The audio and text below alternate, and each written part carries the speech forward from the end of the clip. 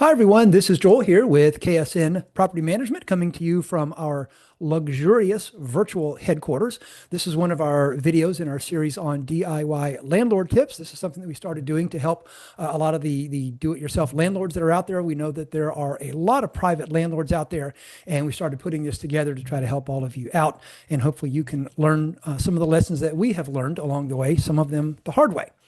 So today we're going to be talking about who you are allowed to rent your house to.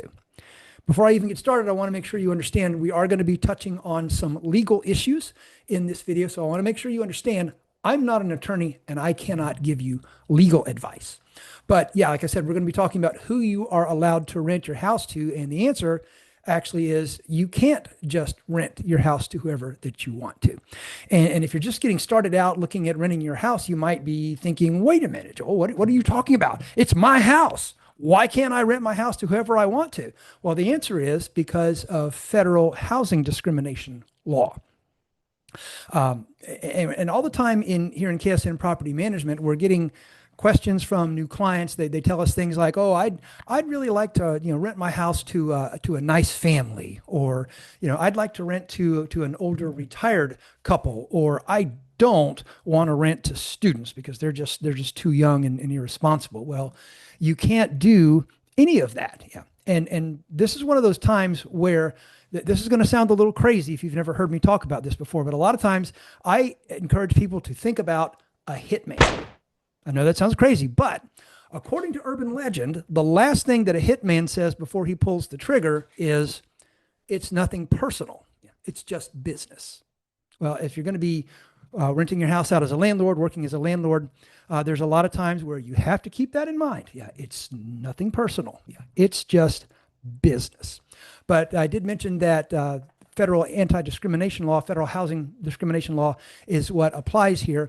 And in particular, there are several what's called protected classes that you cannot discriminate against. And I've got some notes here to make sure that I don't forget anything. But the federal protected housing classes are race, color, national origin, religion, sex. And by the way, the definition of sex has been expanded to include sexual orientation and gender identification. And then there is familial status and then disability. You are not allowed to discriminate on any of those categories. So like those examples that I mentioned right at the beginning, like where people say, "Oh, I'd like to rent my house out to a nice family." Well, you can wish for that, but you can't actually do that when you're renting your house out. Now, you might be wondering, okay, well, how can I make a selection of a tenant for my house? Well, in simplest terms, you can discriminate based on someone's financials. You can look at things like credit score, income, debt to income ratio. Do they have any evictions on their record? Things like that. Although laws on those on selecting tenants do vary from state to state. But basically, like I said, you can evaluate tenants based on their financials, and if they don't meet your financial criteria, then yeah, we can reject them as an applicant. Also important to remember, you also cannot have any discrimination in your advertising. So when you're writing up the description of your house for Zillow or Facebook Marketplace, wherever you're going to be putting your house up for rent, you can't say things like, "Oh, it's a family-friendly neighborhood," or "perfect location for students." You can't say anything like that in your advertising. You can talk all about your house, how wonderful it is. You can talk about the updated cabinets that you put into the kitchen. You can talk about your wonderful open concept living area.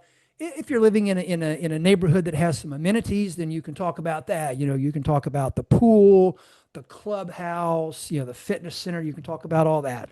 But you've got to stay away from those protected classes under federal fair housing law, which again are race, color, national origin, religion, sex, familial status, and disability. And as I mentioned, sex has been expanded to include orientation, sexual orientation, and gender identification.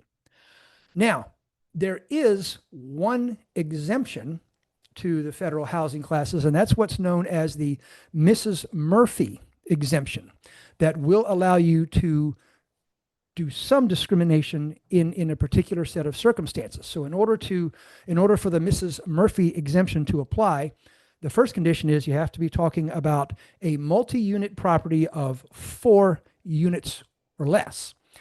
Second requirement, you have to actually live in one of those units. It has to be owner occupied. Third requirement is even under the Mrs. Murphy exemption, you still are not allowed to discriminate on race or color.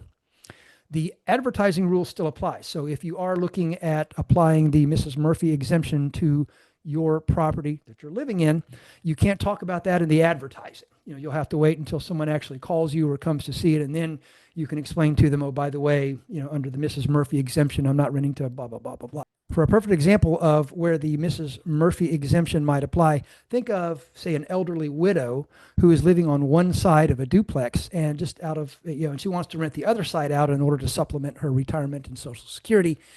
And out of concern for her own safety, she might decide that she only wants to rent to females. Well, under the Mrs. Murphy exemption, she would be allowed to do that.